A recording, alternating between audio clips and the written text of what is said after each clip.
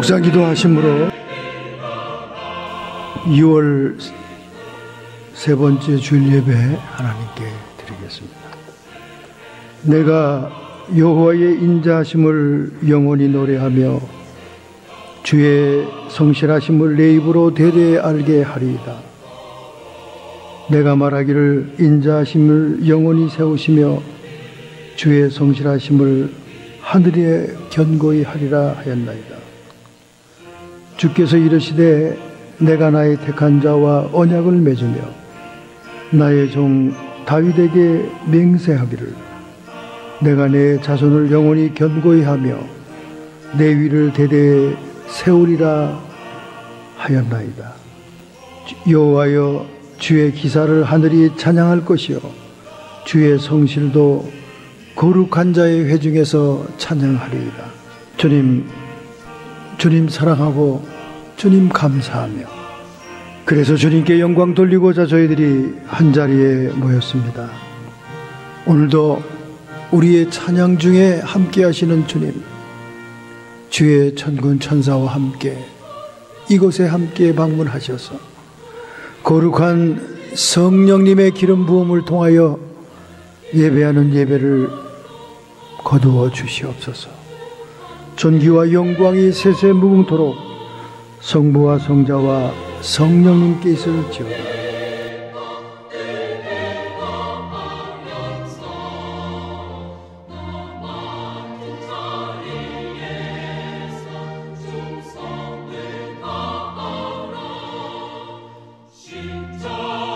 나의 길, 나의 진리, 나의 생명이시여 오시옵소서. 주님은 우리에게 호흡을 주시는 자시며 모든 싸움을 종결시키는 진리이시나이다. 사망도 이기는 생명이시옵나이다. 나의 빛, 나의 축제, 나의 힘 되시는 주님 오시옵소서. 주님의 축제는 밝히는 빛이며 기어이 우리를 회개시키는 축제이시며 자기의 손님으로 만드시는 힘 되시나이다. 나의 기쁨, 나의 사랑, 나의 마음 되시는 주여 오시옵소서. 주님은 아무도 흔들 수 없는 기쁨이시며 아무도 나눌 수 없는 사랑이시며 사랑 안에 있는 즐거운 마음이십니다. 조지 허버트의 기도처럼 우리도 이 시간 용서받은 마음 속에 주님 모시고자 원하오니 길과 진리와 생명 되신 주님이시여 정결하게 된 우리의 심령에 찾아와 주시옵소서. 예수님의 이름으로 참회의 기도를 주님께 드렸습니다. 아멘.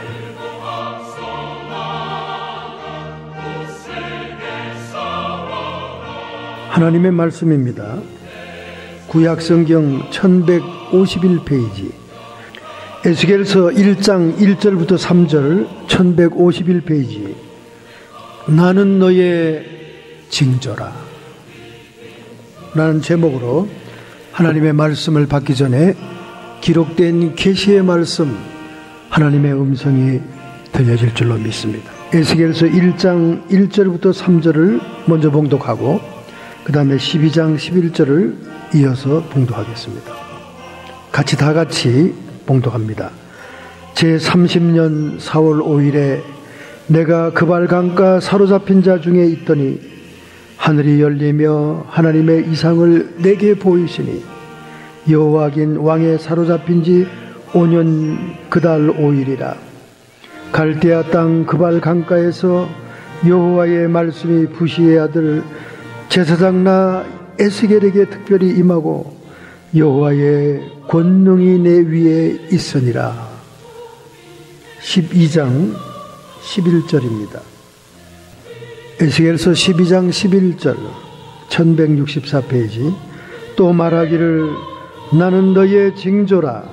내가 행한 대로 그들이 당하여 사로잡혀 옮겨갈지니라. 아멘.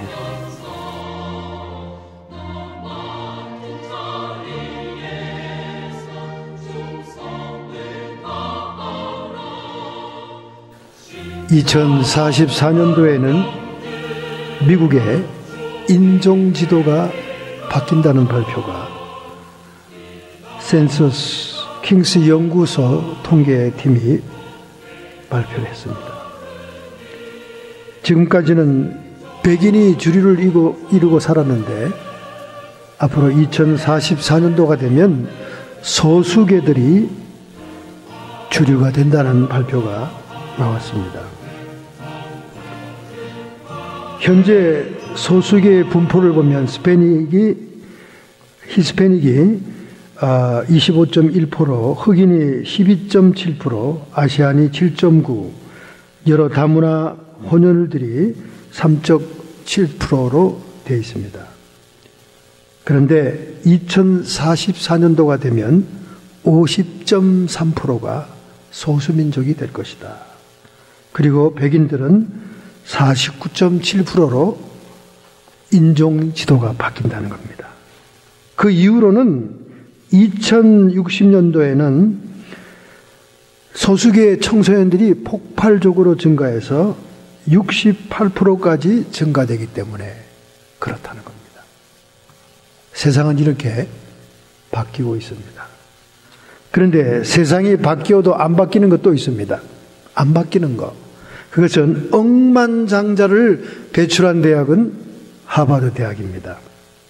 하버드의 MBA 출신들이 64명으로서 억만장자 1위에 올랐고 2위는 스탠포드에서 공부한 사람들 23명이 2위가 됐습니다. 그리고 3위에는 콜롬비아 대학 14명, 4위는 펜실바니아 대학 유펜 12명. 이렇게 MBA 출신들 여전히 변함없이 명문 아이브리그 출신들이 억만장자의 대열에 있다는 것입니다.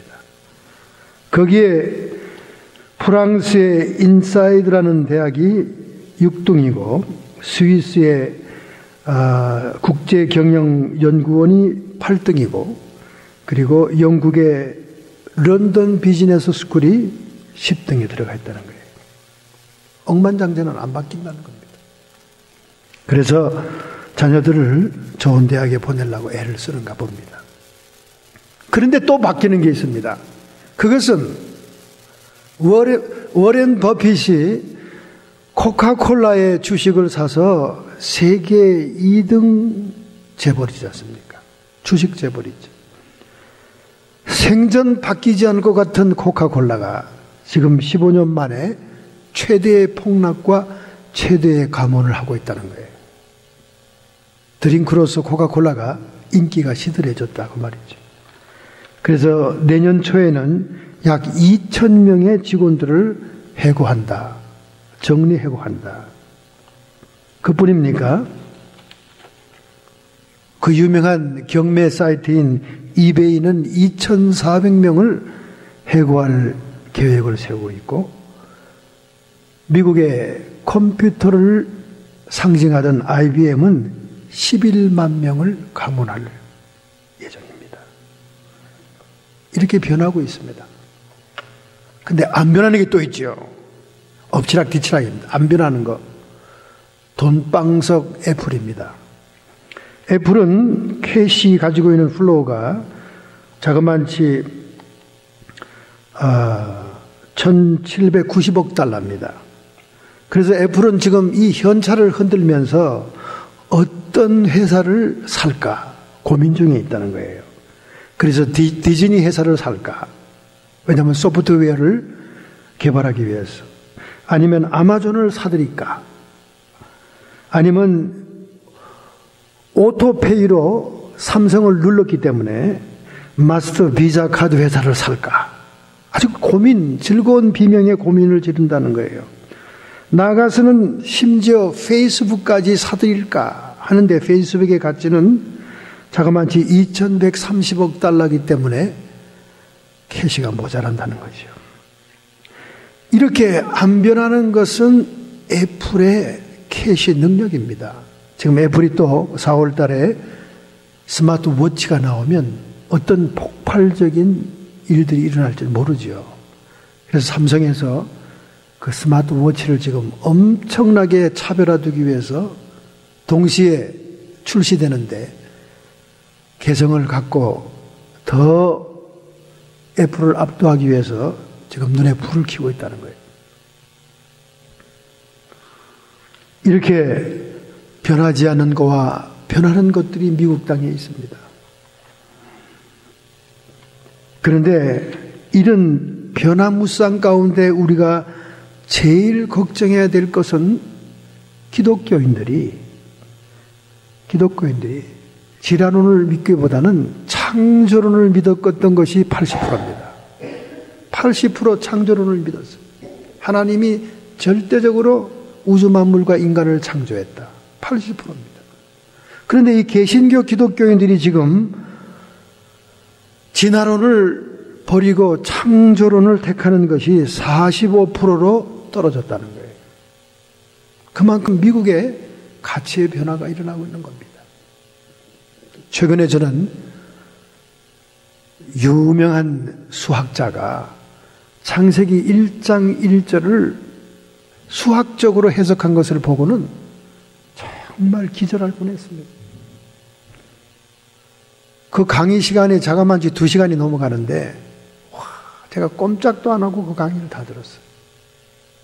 창세기 1장 1절에 수학적으로 하나님이 만들어 놓은 게 얼마나 멋있고 정확한지. 창세기 1장 1절에 공중권세 잡은 마귀의 숫자 666을 포함해서 인간의 창조와 하나님의 창조가 숫자적으로 다 거기 들어있는 거예요. 하나님이 수학적으로 과학적으로 정확하게 이 천지 우주 만물을 만들지 않았다면 컴퓨터가 무용지물입니다. 이 세상을 컴퓨터가 담을 수가 없어요. 왜 그런지 아세요? 컴퓨터 자체가 수학적인 기계이기 때문에 그래요. 하나님이 만든 모든 만물, 심지어 색깔과 음악의 멜로디, 리듬까지도 숫자로 환산할 수 없도록 만들었다면 컴퓨터는 이 세상에 나오지도 않습니다. 왜냐하면 컴퓨터는 모든 만물을 수학적인 숫자로 제로원으로 바꿔가지고 수학적인 조합으로 바꿔서 컴퓨터에 담아놨다가 다시 그걸 밖으로 내볼 때 숫자에서 사물로 바꾸는 겁니다. 저는 무릎을 쳤어요. 하나님이 지은 이 우주 만물 창조, 이 모든 것은 과학적으로 수학적으로 너무나 입증이 되는 거예요. 미처 인간이 발견하지 못하고 몰랐기 때문에 주님의 창조와 과학은 전혀 다른 별개의 세계인 줄 아는데요. 그렇지 않다는 거예요.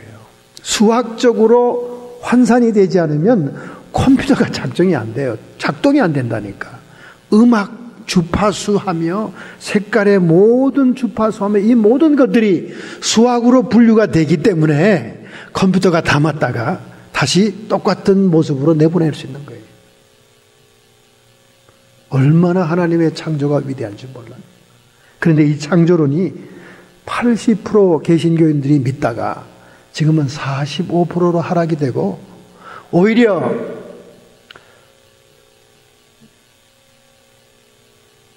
과학적인 진화론, 비과학적인 맹신적인 진화론을 따르는 사람들이 생기기 시작했다는 거예요. DNA를 발견하고 게놈 지도가 형성되고 이제 인간의 생명마저도 인간이 지을 수 있다는 그런 가능성을 보게 되니까 하나님의 인간 창조에 대해서 회의를 느낀다는 거예요. 그러나 여러분, 영혼을 만들 수 있습니까? 영혼을 어떻게 만들겠어요?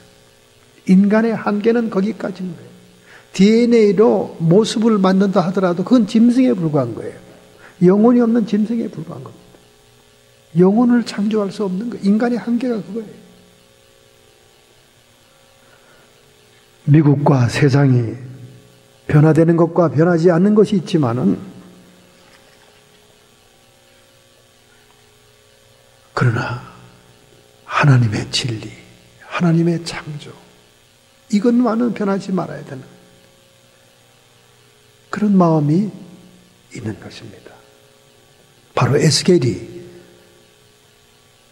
바벨론의 포로로 잡혀가서 그런 마음이었어요. 모든 백성들은 야훼 하나님께서 이 택한 언약의 백성을 버렸다. 그렇게 좌절 속에, 낭망 속에 노예 생활을 하고 있는 거예요. 그발 강가라고 하는 니풀 운하를 파고 있는 운하 작업에 동원된 포로들, 방중에 막사에는 하루 온종일 중노동한 그 노예와 같은 그들의 신음소리가 하늘을 울립니다. 고통스러워서. 그러니 절망이죠. 소망이 없는 것입니다. 그러나 제사장 집안의 부시의 아들 에스겔을, 아버지 제사장 부시의 아들 에스겔, 제사장입니다. 제사장은 하나님과 백성들 사이에 중보자의 역할을 하는 사람 아닙니까? 그는 이 고통의 현장, 이 절망이 납덩어리처럼 백성들을 누르고 있는 이 중노동의 현장에서 그는 5년 동안이나 강가에서 기도합니다. 강가에서. 여러분은 산기도 해보셨죠? 산기도만 기도가 잘 되는 게 아닙니다. 물가나 바닷가에서도 기도가 잘 돼요. 저도 금문교 넘어 저희가 학교 가는 길 옆에 비치들이 많은데 정말 답답하고 어려운 일이 있을 때 그 비치가에 바위덩어리에서 파도 소리가 들리는데 기도하면요, 기도 집중이 잘 됩니다. 그 파도를 이기기 위해서 부르짖잖아요. 그런데 우리 한국 사람들이 바닷가에서 떼거리를 몰려가서 통성기도를 한 거 아닙니까? 그랬더니 어떻게 됐겠어요? 경찰 헬기가 떴죠. 헬기가 떠서 드디어. 우리 한국 사람들은 참 별난 민족이에요. 전복 잡다가 다 들어가고, 게 잡다가 들어가고, 거기다 기도하다가 또 꼭 들어갑니다. 바로 그 바위 꼭대기 위에 있는 식당에서 탁 포치에 앉아가지고 바다를 구경하며 깜빡거리는 그 등잔에서 막 무드를 잡는 연인들이 밥을 먹고 있는데 그 밑에서 악다구리 쓰는 소리가 들리니까 이게 웬 지옥이냐 하고 폴리스를 부른 거 아닙니까? 그때는 그 한때 사람도 아니고 수많은 개미떼 같은 사람들이 바위에 앉아가지고 막 소리를 질러대니까 이거 큰 문제가 났나 보다 하고 헬기가 뜬 거죠. 헬기가. 그런 사건이 샌프란시스코에 있었다 그 말이에요. 자, 어제 우리 한민족은 뛰어난 민족입니다. 그러나 어쨌든 혼자 파도 소리를 이기려고 막 하면서 통성기도 하기 정말 좋아요. 바닷가에서. 여러분 한번 기회 나면 한번 해보세요. 폴리스가 동원될 정도로는 하지 말고 혼자 기도하는 건 뭐 들리지도 않아요. 바로 이 에스겔이가 니풀 강가, 그 운하 작업을 하고 있는 중노동의 현장, 그 백성들 사이에서 조금 떨어져 있는 강가에서 5년 동안 하나님께 통곡하며 기도하는 겁니다. 하나님 정말 이 민족을 버린 겁니까? 정말 하나님께서는 더 이상 우리 민족 속에 없는 것입니까? 저들이 절망 중에 신음하고 있습니다. 아마 지금 북한에 있는 우리 동포들 가운데, 성도들 가운데 이런 기도를 하는 분들이 많을 거예요. 그들은 소리 안 나는 신음으로, 소리 안 나는 애끓는 고통으로 기도하고 있을 거예요. 그런데 드디어 응답이 오잖아요. 드디어. 이미 성전을 떠나 있고 그들은 하나님이 임재하는 성막에 멀리 떨어져 있는 그때 성전이 다 해파됐지 않습니까?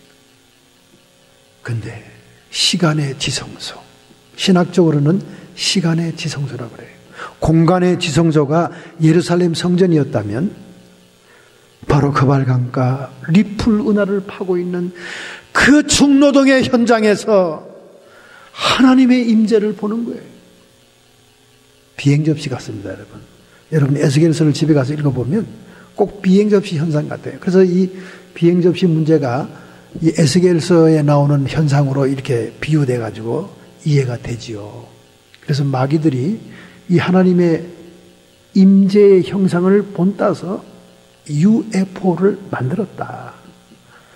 그래서 그 UFO는 뭐냐? 장차 하나님의 성도들이 주님이 재림하실 때 휴거하는 것을 변명하기 위한 작전으로 조작하고 있다는 거예요. UFO를. 그 UFO는 홀로그램이나 이런 레이저를 얼마든지 만들 수 있대요. 여러분 홀로그램 알죠? 헐리우드의 그 오스카상 골든 디스크상 이거 할 때 그 죽은 가수들 무대에 나와서 막 춤췄잖아요. 노래하고. 홀로그램으로 만드는 거예요. 요즘은 홀로그램으로 입체적인 형상을 다 만듭니다. 이미 세상에 없는 타기한 배우들, 그 배우들을 추모할 때 홀로그램을 비치잖아요. 저번 마이클 잭슨인가 나와서 막 춤을 추잖아요. 사람들이 놀래잖아요. 이게 진짜 이게 살아서 왔나? 홀로그램이에요. 입체적으로 형상을 때리는 거예요. 그런 식으로 홀로그램을 공중에 만들어서 UFO 현상을 만든다는 거죠. 모방을 좋아하는 사탄이 바로 에스겔서에 등장한 시간의 지성소, 하나님의 임재의 모습을 그대로 흉내내서 UFO 현상을 만들었다는 거예요. 왜 그러냐? 휴거를 변망하기 위해서. 택한 자들이 휴거돼서 올라가면 남은 자들이 뭐라 그러냐? UFO가 데려갔다. 그렇게 얘기하려고 지금 그렇게 한다는 거예요. 근데 여기 에스겔에 보면 정말 UFO 같이 생겼어요. 그걸 이렇게 베델 성서를 만든 그 루트란 교회에서 그 그림으로 만든 그 화보에 보면 꼭 UFO 같아요. 빛이 막 비치고 막 그 안에 막 다리가 달리고. 그게 시간의 지성소라고 그럽니다. 신학적으로. 그들은 예루살렘을 멀리 떠나 있지만 에스겔은 그 발강가에서 하나님의 임재를 만나게 된 거예요. 그래서 하나님이 그를 능력을 부어주시고 그를 끌어올리기도 하십니다. 마치 UFO가 사람을 끌어가는 것처럼 그 끌어올리기도 하죠. 그래서 에스겔이라는 이름 히브리 말은 하나님이 강하게 하신다. 절망에 빠져 있고 소외감에 빠져 있고 하나님이 버렸다는 그런 낙심에 빠져 있는 그들에게 하나님의 임재가 임하는 거지. 하나님은 어디에나 계시다. 예루살렘 성전에만 있는 게 아니다. 내가 고통의 현장에서 울부짖을 때 주님은 너에게 지금 함께 하신다. 참 여러분 경이롭죠. 여러분이 이미 다 읽었을 줄 알겠지만 정말 경이로운 하나님의 임재를 보게 됩니다. 그는 거기서 하나님의 사명을 받게 되는 거예요. 본래 제사장이라는 신분은 하나님과 백성들을 연결시키는 신분이기 때문에 백성들의 거룩함에 대해서 굉장히 신경을 씁니다. 왜냐하면 거룩함이 없이는 하나님을 뵐 수가 없어요. 거룩함과 화평이 없이는 하나님을 볼 수 없느니라. 할렐루야. 여러분 이거 중요한 키 포인트예요. 거룩함과 화평이 없이는 주를 볼 수 없느니라. 할렐루야. 그래서 주님을 만난다는 이 제사장들은 거룩함과 화평의 사람들이 돼야 되는 거예요. 그런데 백성들이 하나님이 떠났다, 하나님이 버렸다 그러니 얼마나 하나님에 대해서 막말을 해드리겠어요. 하나님에 대해서 더 볼장 없다, 볼 것이 없다고 생각하니까 얼마나 에티켓이 없고 함부로 무례한 말과 태도를 가지고 있겠냐고 말이에요. 하나님을 경배하기는커녕 얼마나 하나님을 얕잡아보고 험담을 하겠습니까? 거기에 대한 비통함과 눈물이 에스겔에게 있었던 거예요. 우리가 하나님을 만나려면 거룩을 지켜야 되고 화평을 지켜야 됩니다. 다툼과 싸움이 있어서 안 되는 거죠. 그래서 이 에스겔은 제사장으로서 그런 그 태도를 유지하려고 애를 씁니다. 그러자 하나님이 그에게 사명을 맡기죠. 그래서 그는 그 사명대로 예언대로 하느라고 기이한 행동과 상징적인 언어를 통해서 말씀에 충실한 하나님의 종이 되는 거예요. 그래서 참 핵에 망치간 일들이 많아요. 선지자 이사야는 세계 최초의 스트리킹 선지자입니다. 빨가벗고 뛰는 사람.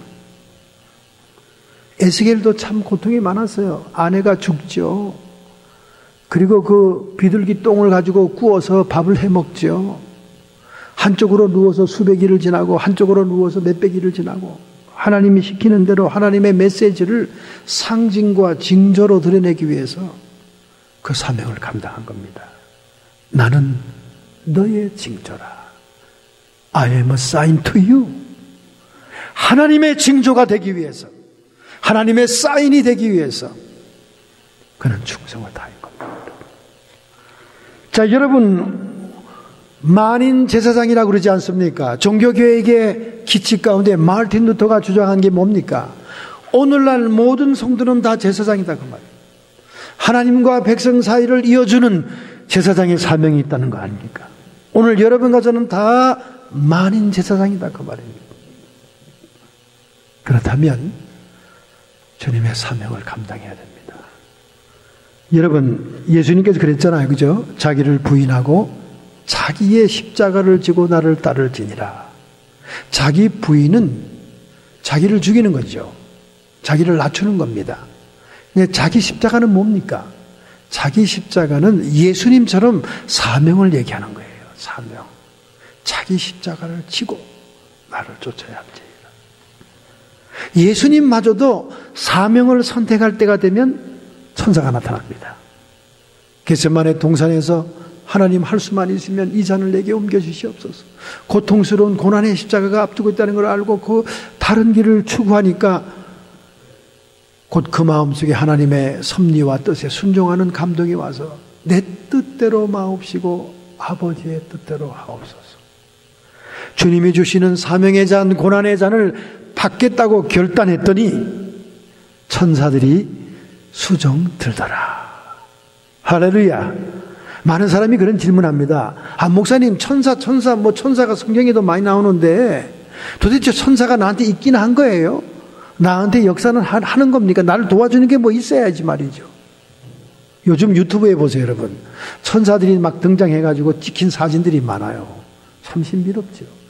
예배하는 중에 어린아이가 막 진심으로 찬양합니다. 한 3살에서 5살짜리밖에 안 되는 애인데 말이죠.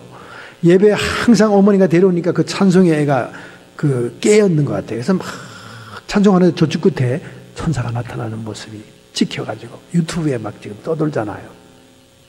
그런데 모든 하나님의 자녀들과 백성들에게는 천사가 섬기는 자로 와 있다는 거예요. 할렐루야.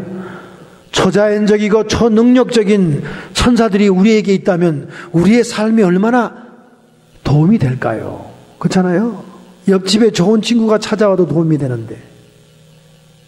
그런데 천사가 수종 들더라 하는 예수님의 말씀을 보면, 아하, 예수님이 십자가를 택하고 사명을 택하니 천사가 수종을 드는구나.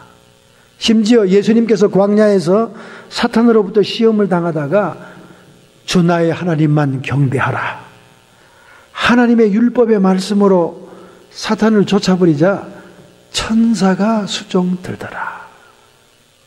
여러분, 천사가 수종들 때가 언제냐? 여러분과 제가 하나님의 사명을 선택할 때. 그 사명이 뭡니까? 나의 십자가를 지게 될 때. 천사는 팔짱 끼고 보지 않고 우리를 돕는다, 그 말이죠. 할렐루야. 잘 됐습니다. 오늘 바로 에스겔이가 아무것도 할 수 있는 일이 없는 무능한 이방 땅 포로 노예의 현장에서 하나님의 임재를 만난 다음 하나님의 사명을 받은 것처럼 우리가 구체적으로 내가 사명을 갖는 게 무엇이냐, 십자가를 지는 게 무엇이냐를 에스겔을 통해서 깨닫는다면 우리도 천사의 수종을 받을 수 있을 줄로 믿습니다. 할렐루야. 구미가 땡기지 않습니까? 그잖아요. 맨날 보이지 않는 천사, 형식적으로 성경에나 나오는 그게 아니래잖아요. 그게 아니야. 우리가 위험하거나 우리가 공궁에 처했거나 우리 인간의 힘으로 할 수 없을 때 나를 섬기는 천사들이 나를 도와준다는 거예요. 제가 제일 첫 번째로 강원도에 있는 어떤 기도원에서 부흥회를 인도했습니다. 그런데 굉장히 하나님의 역사가 많았어요. 정말 우리 동네에서 정말 별로 예수도 안 믿고 교회도 안 나오고 굉장히 저를 괴롭히던 그런 할아버지 한 분이 계셨어요. 이 사람은 자기 말이 항상 나는 야당이야. 정치도 야당이고 교회에서도 야당이야. 정말 야당이더라고요. 뭐 재직회를 여나 뭘 하나 항상 반대야. 항상 꼬투리를 잡아. 이 목사님에게는 이게 참 기도의 제목입니다. 그래서 이제 덩치도 크고 또 목소리도 우리 박자민님처럼 그냥 이 기차 가는 호통 같은 소리니까 한마디 하면 교회에 영향이 있는 거예요. 교회가 다 흔들거려. 그래서 제가 기도를 많이 했는데 그분이 죽었다는 소식이 들렸어요. 온 어린애가 먼저 뛰어오더니 제가 막 가방을 싸고 신방 가방을 막 싸는 도중에 또 그 부인이 뛰어온 거예요. 목사님 큰일 났어요. 우리 거기가 오늘 장날 나갔다 왔는데 그냥 집에 와서 눕더니 죽어버렸어요. 그게 무슨 말입니까? 하더니 눈동자도 갔고요. 호흡도 끊어졌어요.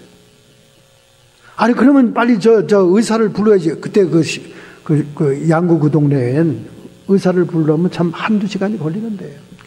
의사도 불렀습니다. 그 조합장이 가서 막 전화 급하게 해서 불렀어요. 우선 목사님이 가서 빨리 임종 끝났다는데 빨리 좀 와달라. 갔어요. 가서 이 목을 이렇게 만져보고 눈을 까디비 보고 다 끊어졌더라고요. 다 끊어졌어요. 정말 당황스럽대요, 제가. 그러니 어쩝니까? 하나님한테 그 영혼을 부탁한다고. 하나님, 이제 숨이 끊어졌사오니 이 영혼이 하나님 나라 가기를 원합니다. 그러면서 이제 간절히 막 찬송을 하고 기도하고, 그러니까 막 장로님, 사모님이 이번에 여기 왔던 분이에요.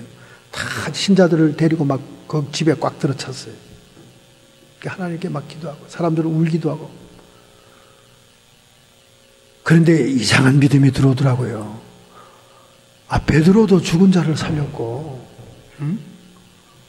주님이 하시면 못할 것이 없는데 그분이 죽을 때가 아니에요. 엄청 건강하신 분이에요.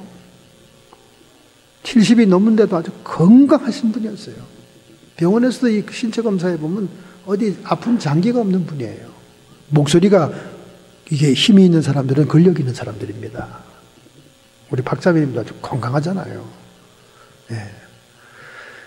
그래서 하나님께 딱 머리에다 손을 얹고 막 강하고 담대하게 선포했죠.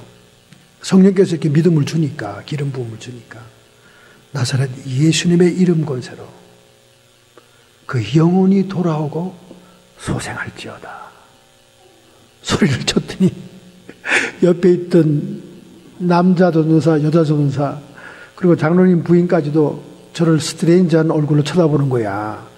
이거 목사님 또 망신당하고 목회 못하려고 지금 이러시는 거 하고, 막 제가 그냥 임종기도만 할 줄 알았는데 이게 막 일어나라 그러니까 교회 중직자들은 걱정이 된 거예요. 근데 다른 뒤에 있는 평신도들은 다 아멘하고 막 쌍수로들어 할렐루야 그러더라고요. 그러니까 초신자 평신도들이 더 믿음이 좋은 거야. 중직자들은 근심이 된 거죠. 야, 이거 목사님 또 큰 실수하는구나. 그리고 이제 우리가 막 계속 찬송 부르고 예배 드렸어요. 제가 선포를 했으니까 이제 무조건 성령의 기름 부음과 감동이 오니까.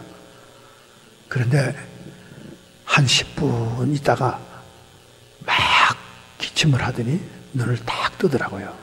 할렐루야. 그 다음부터 그분이 제 바디가드가 된 거예요. 바디가드가. 그 다음부터 그 덩치 큰 양반이 말이죠. 그래서 시골 그 강원도에 있는 기도원에서 집회한다니까 그때 따라온 거야. 목사님 바디가드 해준다고. 따라서 저 뒷자리에 앉아 있는 거예요. 얼마나 그때부터 믿음 생활 잘하는지 몰라요. 정말 잘해요. 목숨 걸고 뭐 자기는 야당이니 뭐 정치도 야당, 교회에서도 야당 그러더니 그런 게 없어졌어요. 무조건 아멘이래. 무조건 아멘. 설교하면 무조건 아멘이야. 그러니 그분이 첫날 집회를 참석하고 저를 탁 붙들더라고. 목사님, 오늘 목사님이 막 앞에서 설교 마치고 안수해 나가는데 양쪽에 하얀 천사들이 같이 다녔어요. 그렇게 얘기하더라고요. 그 얘기를 들으니까 얼마나 힘이 솟는지, 그래요. 눈에 보여요. 내 눈에 보였어요. 보였다는 거예요. 옆에 막 건장한, 자기가 이제 바디가드라고 이렇게 막 자처하니까 아마 하나님이 보여준 거겠죠. 목사님 주변에는 천사들의 바디가드가 있다는 걸 보여준 거죠. 막 기골이 장대한 그런 천사들이 너무 두렵더래, 자기가 보니까. 목사님 막 안수하고 막 지나가는데 따라다니면서 보좌를 하더라는 거예요. 할렐루야. 저는 확실히 믿습니다. 하나님의 사명을 감당하고 하나님의 일을 할 때는 반드시 천사들이 함께 한다는 걸 믿습니다. 할렐루야. 그렇다면 에스겔이 받은 사명처럼 우리도 내 십자가를 진다는 게 뭐냐 구체적으로. 첫째, 오늘 본문 33장 1절부터 6절에 나옵니다. 그러나 파수꾼이 나팔을 불지 아니하면 그 죄를 내가 파수꾼의 손에서 찾으리라. 여러분과 저가 사명을 감당하고 십자가를 진다는 첫 번째 의미는 파수꾼의 사명입니다. 할렐루야. 여러분, 파수꾼은 깨어서 경성에서 성벽 꼭대기에서 적진을 향해 눈을 뜨고 보는 겁니다. 즉, 이 파수꾼은 먼저 우리에게 기도의 사명을 얘기하는 거예요. 우리가 육신의 눈을 뜨고 앞만이 불아리고 쳐다보고 있어도 보이는 것은 자연밖에 없습니다. 그러나 기도의 눈을 감고 하나님께 기도할 때는 성령이 영적인 세계를 보여준다는 거예요. 그래서 파수꾼의 사명은 영적으로 깨어있어 경고하고 분별하는 사명입니다. 우리가 십자가를 진다는 것은 파수꾼의 사명을 감당하는 거예요. 중보 기도자의 사명입니다. 여러분 주변에는 이웃을 욕하지 마세요. 여러분의 직장 동료들을 흉보지 마세요. 여러분의 가족들을 원망하지 마세요. 그것은 여러분의 기도가 없기 때문에 그런 거예요. 모든 잘못을 내가 기도 부족해서 그랬다는 진심으로 그런 마음이 나와야 여러분과 제가 파수꾼 사명을 감당한 거예요. 그런데 우리는 우리 주변의 사람들에게 얼마나 원망이 많습니까? 파수꾼이라는 히브리 말은 미슈마로, 보호하고 감시한다. 시대와 적들을 분별하고 영적으로 깨어있어 가정과 교회와 나라와 민족을 위하여 사명적인 기도를 해야 됩니다. 얼마나 여러분과 저의 기도의 삶이 해이해졌어요. 얼마나 기도 안 하고도 뻔뻔하게 살고 있습니까? 사무엘 선지자는 내가 기도 쉬는 죄를 범하지 아니하리라. 마땅히 파수꾼의 사명자들은 기도가 사명인데 기도를 쉬게 되면 죄라는 거예요. 죄라는 거예요. 여러분, 특별한 시간과 장소를 정해서 기도하기가 불편하면 침대에 잠자리에 들기 전에 그리고 침대에서 잠자리에서 일어나면서 그때라도 내가 기도하리라 그렇게 작정하시기 바랍니다. 그러면 그 시간과 장소는 분명히 지켜질 수 있어요. 그리고는 성령께서 여러분에게 주시는 대로 주변의 사람들을 놓고 깨어 기도해야 됩니다. 이게 파수꾼의 사명이에요. 나에게 인연이 되었고 나에게 붙여준 사람들인데 내가 기도가 부족해서 그들이 하나님께 돌아오지 못한다면 그 핏값은 내 파수꾼의 손에서 받게 된다고 말입니다. 얼마나 무서운 얘기입니까? 이거는 선택이 아니라 필수인 거예요. 그래서 우리는 십자가를 진다는 것은 십자가가 얼마나 고난이고 고통스러운 걸 얘기합니까? 우리가 파수꾼의 기도를 해야 돼요. 저희 아버님 모교회는 파수꾼 기도라는 제도가 있었어요. 24시간 돌아가면서 다 교회 기도실에 와가지고 자기가 맡은 기도 시간을 꼭 매일매일 했습니다. 그리고 교회의 교역자들은 돌아가면서 파수꾼 기도에서 철야 기도를 했어요. 시간을 정해놓고.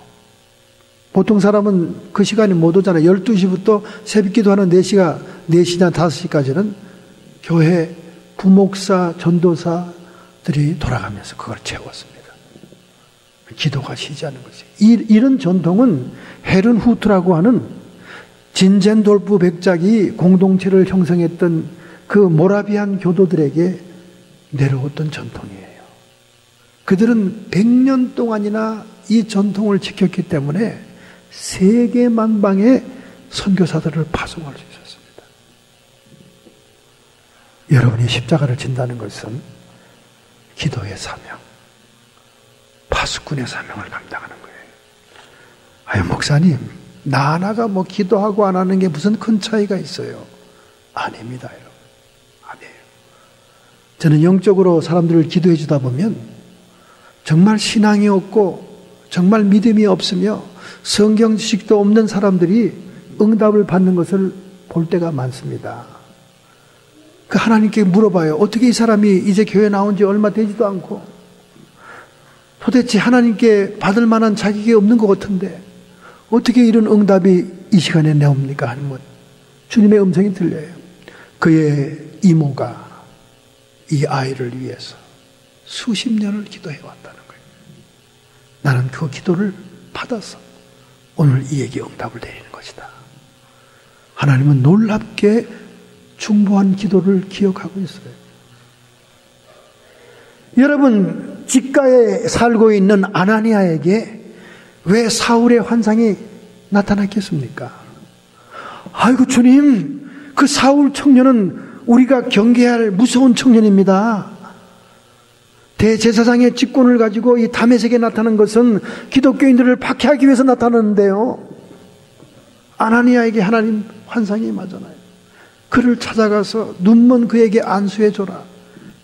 그러면 그가 성령을 받을 것이고 이방을 위한 나의 도구가 되리라. 왜 아나니아에게 환상이 임했냐 그 말이에요.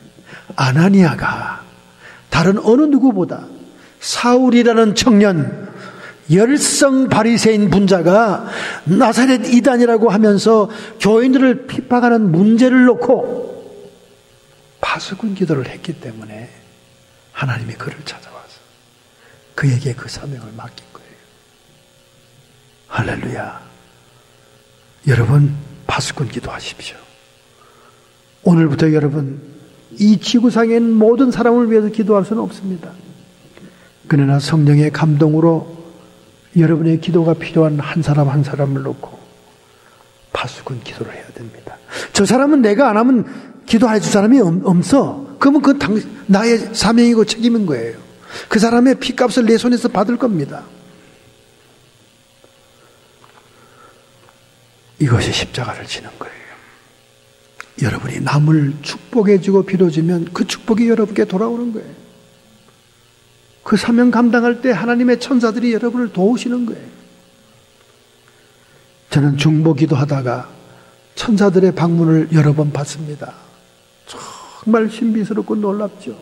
하나님의 천사장들은요 정말 두렵습니다. 아무리 천사들이 우리보다 직급이 낮다고 해도요 천사장들을 보면요 두렵고 카리스마가 있고 권위가 있고 위엄이 있어요. 더군다나 미가엘 천사장 같은 사람은 긴 칼을 들고 딱 나타나는데요. 와, 리빙룸에 딱 나타나서 제가 고민하던 얘기를 하고 대답을 해주고 하는데 무섭습니다. 그냥 바짝 엎드려요. 그냥 엎드리지 말라고 그러죠. 내가 더 주의 종이니까 더 높은 계급이라고.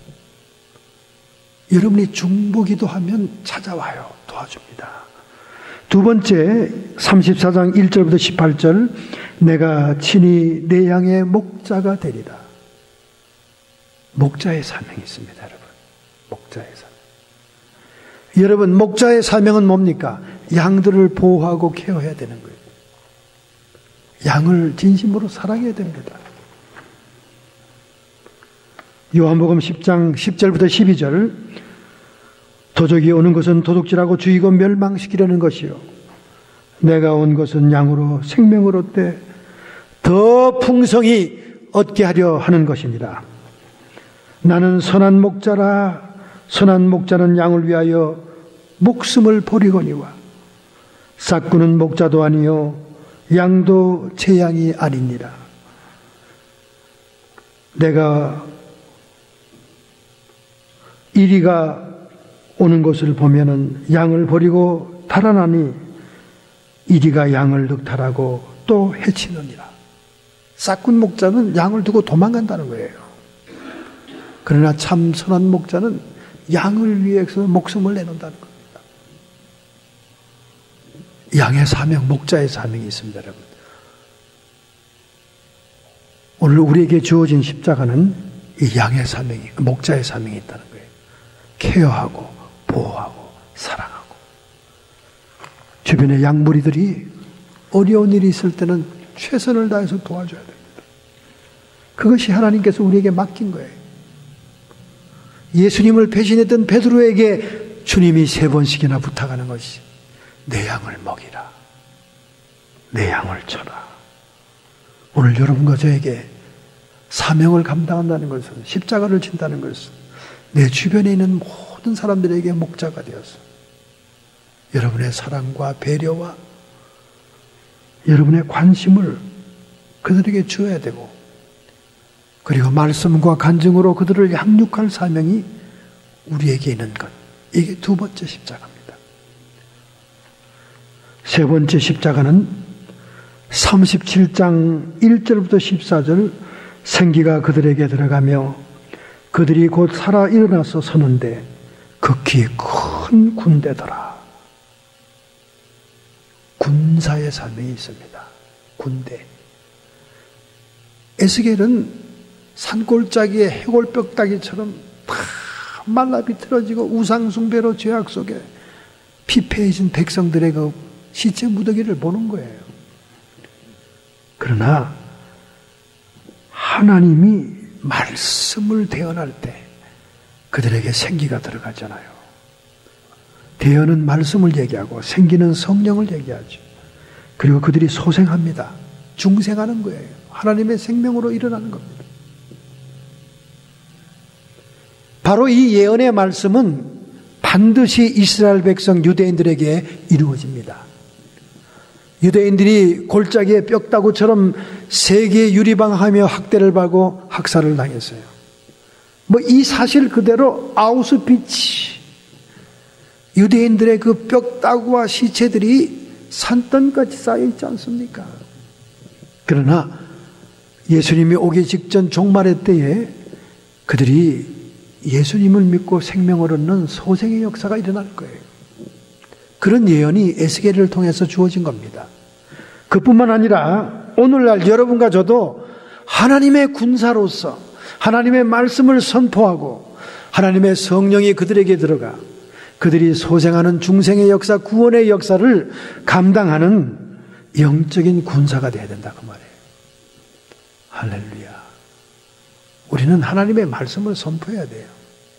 우리의 기분과 우리의 믿음과 확신에 좌우되지 말고 하나님의 말씀을 선포할 때 그 말씀의 약속을 따라 진리의 영이신 성령이 사역을 하는 거예요.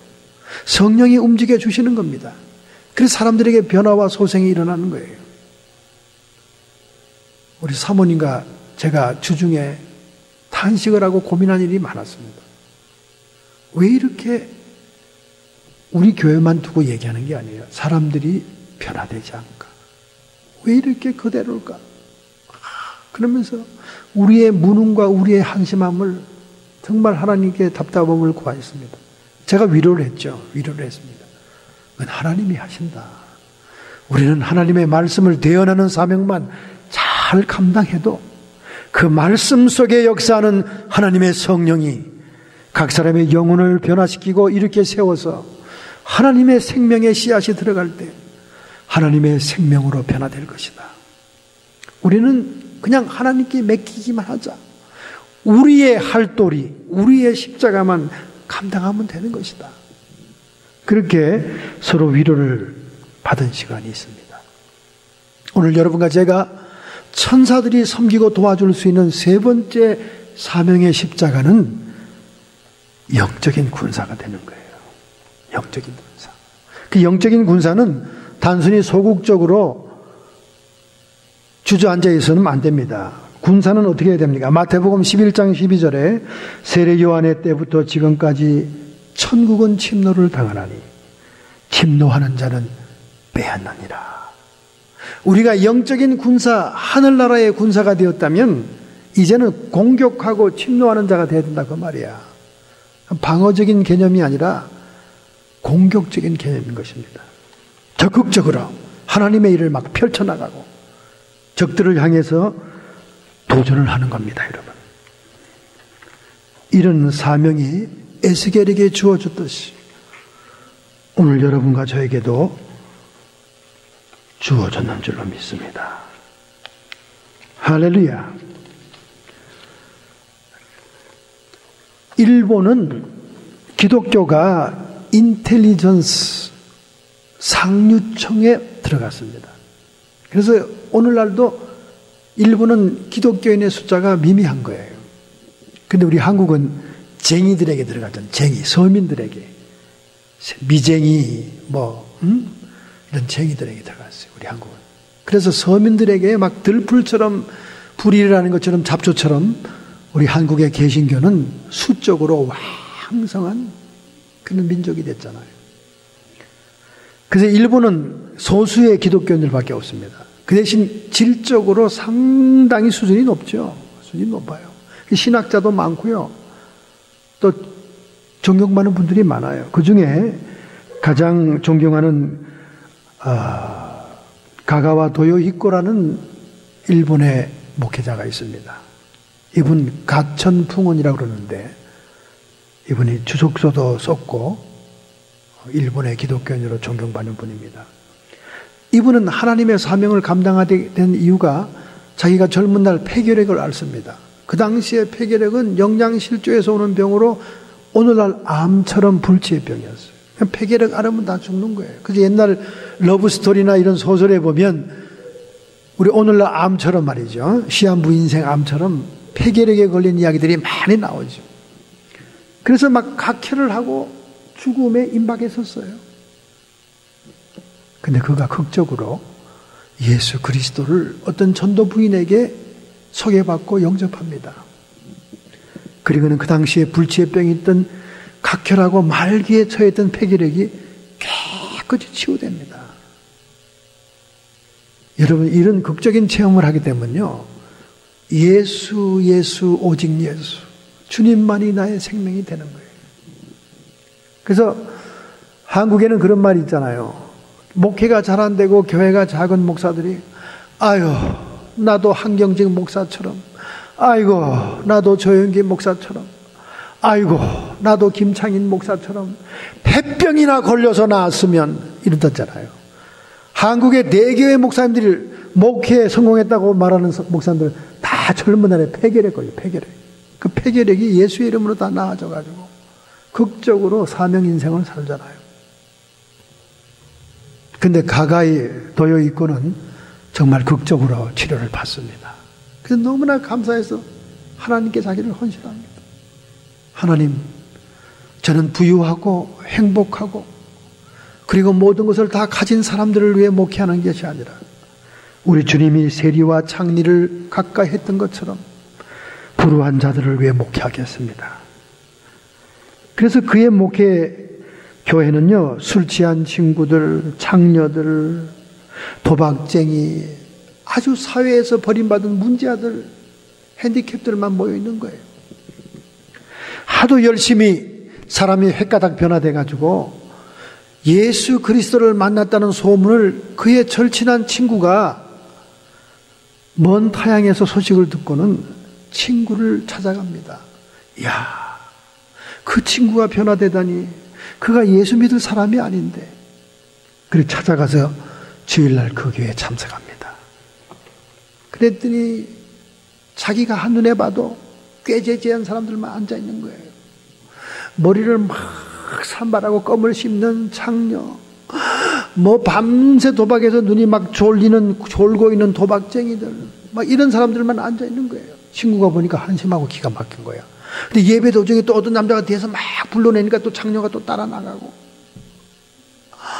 또 예배가 끝나니까 도박쟁이는 난 지금 피곤해 죽겠는데 이렇게 졸면서도 예배를 참석했으니까 도박 자금을 내놓으라고 그러고, 그러니까 또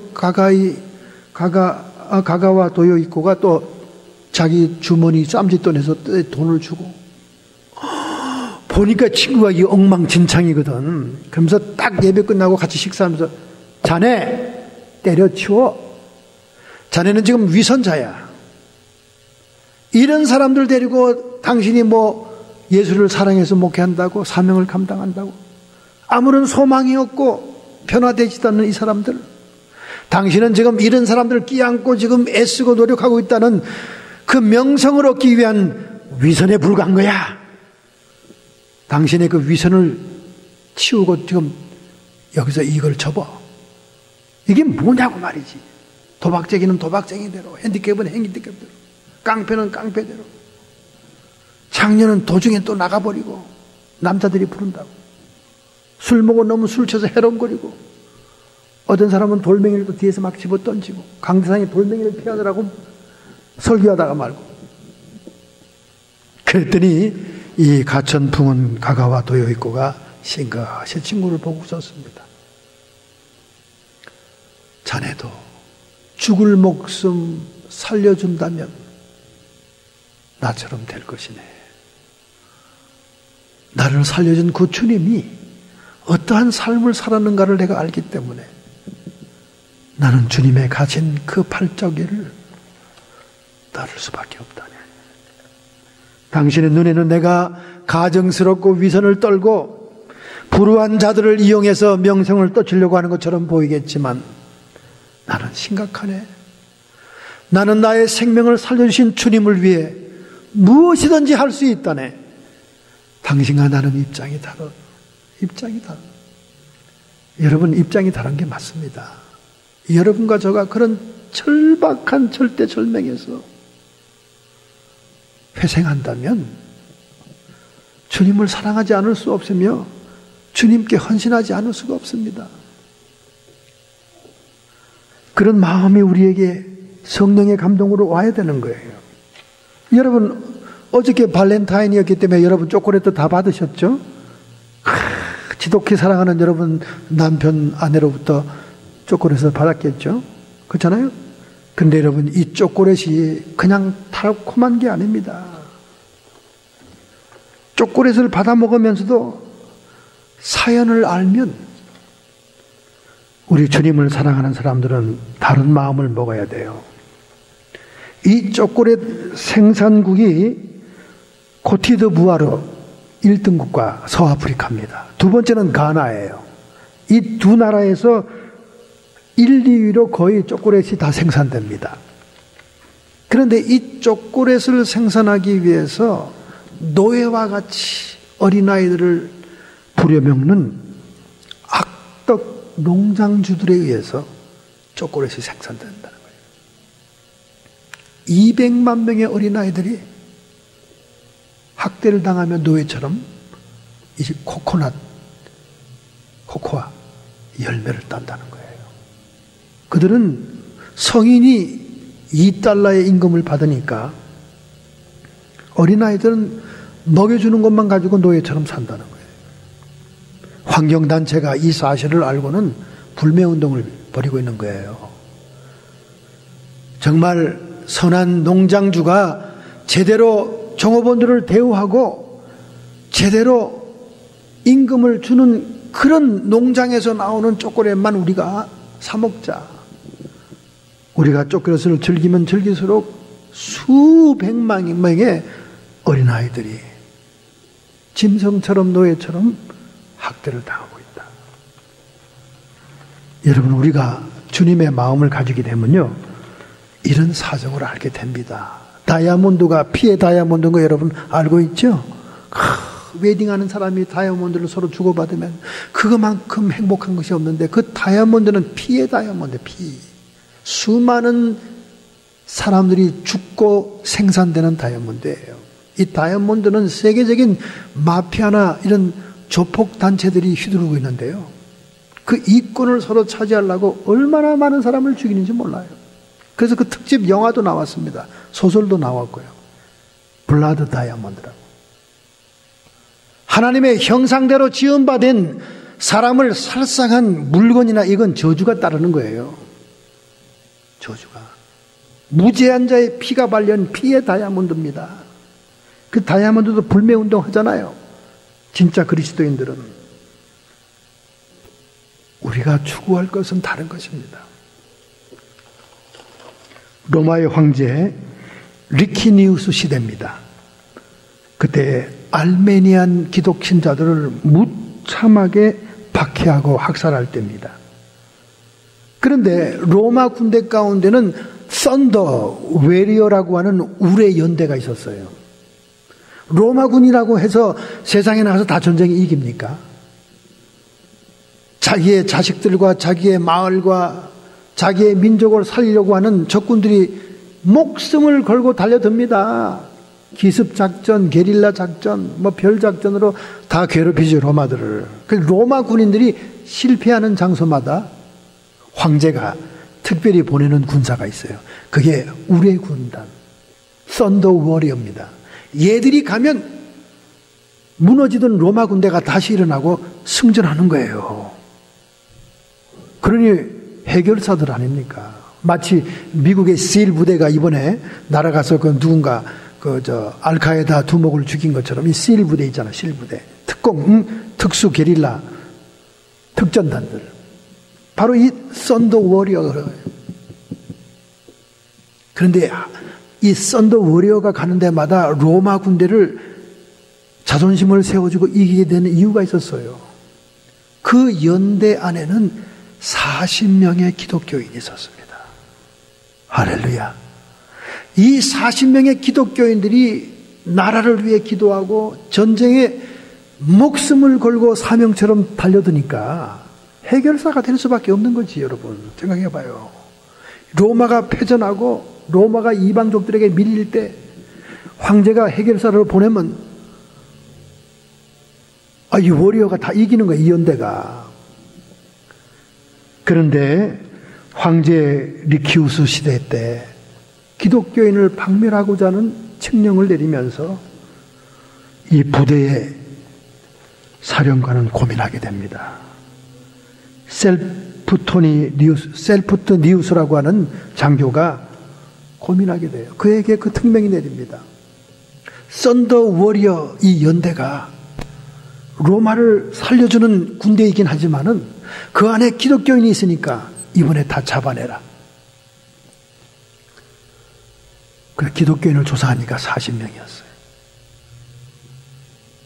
전쟁터였지만 얼음이 얼려있는 강가에 40명을 다 몰아냈어요. 그리고 밤새도록 그들에게 기회를 줍니다. 누구든지 이 강가에 따뜻한 막사와 그리고 음식과 이불이 있는 이곳에 예수의 이름을 부정하고 나오는 자는 살려준다. 그렇지만 너희들이 끝까지 버틴다면 강 얼음 위에서 죽어야 될 것이다. 정말 추웠던 그런 때입니다. 독일 지역에 있는 추운 지방입니다.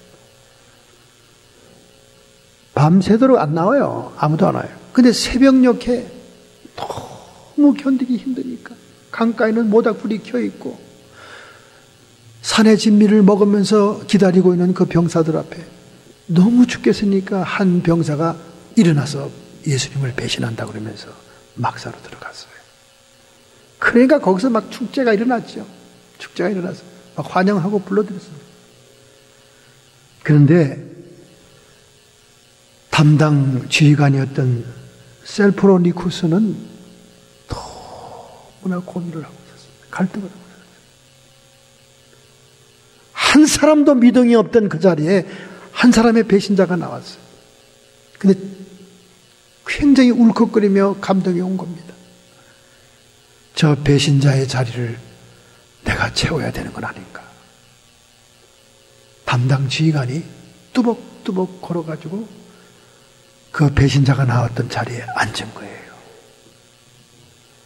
그리고는 40명의 믿음의 군사들과 함께 그 자리에서 동사돼서 죽었다는 얘기입니다. 이 지휘관 셀프로 니구스가 얼마나 감동을 받고 그 예수의 이름을 위해 전심전력으로 로마의 해결사가 되었던 그들이 신앙마저도 철두하게 지키는 그 모습을 보고는 저것이 진짜다. 저것이 진리다. 그가 제 발로 걸어가 자신도 순교했다는 것입니다. 여러분과 제가 에스겔이 받았던 사명, 내가 져야 될 십자가, 파수꾼으로서의 중보기도의 사명과 목자로서의 양들을 돌보고 케어하는 사명과 그리고 군사로서 영적인 전쟁을 치르며 천국은 침노한 자가 빼앗는 이 놀라운 승리를 위한 오늘 우리의 주어진 십자가를 진다면 하나님의 천군, 하나님의 천사들이 우리를 도우며 우리를 감당할 수 있도록 인도해 줄 줄로 믿습니다. 할렐루야! 이러한 결단과 결심으로 올해를 살아가기로 생각한다면 여러분이 주님 앞에 여러분의 결단과 결심을 표현하시기 바랍니다. 주님 앞에 여러분의 의지를 보이시기 바랍니다. 전능자의 손길이 우리와 함께하고 있고 우리는 미약하고 감당할 수 없는 존재들이지만 에스겔처럼 절망 가운데서 하나님의 임재와 하나님의 주시는 능력을 힘입어 사명 감당할 때, 나의 지어진 십자가를 감당할 때 하나님은 우리를 붙잡아 주시고 끌어올려 주실 줄로 믿습니다. 하나님 아버지, 우리의 삶과 신앙의 삶이 너무 안일하고 나태합니다. 주님, 신앙마저도 나에게 집착하고 자신에게 도취되어 있습니다. 오늘 나를 벗어날 수 있도록 인도하여 주옵소서. 내 주변을 살펴보게 해 주옵소서. 이 미국 땅과 우리의 조국을 위해서 기도할 수 있게 해 주옵소서. 에스겔서 38장에 예언된 대로 엘람에 초토화되고 전쟁이 일어났을 때 붓과 도갈마와 고멜과 저 북방의 러시아가 함께 전쟁에 합류하여 세계의 3차 대전이 시작되고 이스라엘이 승리함으로 적그리스도와 평화의 언약을 맺을 때 제3의 성전 환란 성전이 지어지며 이 땅에는 후 3년 반의 환란의 때가 오는 줄로 믿습니다. 하나님, 저희들 순교의 신앙을 갖게 해 주옵시고 믿음을 지키는 예수 사랑의 신앙을 갖게 해 주셔서 능히 이 환란을 승리하고 이기는 자 되어 하나님 나라에서 종려가지를 흔들며 유리바다 위에 찬양하고 예배하는 이기는 자의 성도 되기를 소원합니다. 결단하고 결심하는 성도들을 축복하여 주시옵소서. 성도의 육체와 정신과 영혼 속에 침투하는 모든 세력들, 질병들아, 예수 그리스도의 이름으로 그 고통과 함께 이 시간 치료함을 받을지어다. 우리의 마음속에는 정과 욕심을 십자가에 못 박아 싸우리 의와 평강과 희락이 넘치게 해 주옵시고 악한 마귀 사탄 귀신의 세력들은 더 이상 해방하지 못하며 예수 그리스도의 승리를 선포하는 저희들 앞에 쫓김 받을지어다. 하나님, 영광 받아 주옵소서. 우리의 믿음을 견고히 세우게 해 주옵소서. 깨어 기도하게 해 주시옵소서. 하나님의 십자가 사명을 감당케 해 주옵소서. 하나님의 천군 천사들의 섬김과 도움을 받게 해 주옵소서. 예수님의 이름으로 감사하며 축복하며 기도하옵나이다.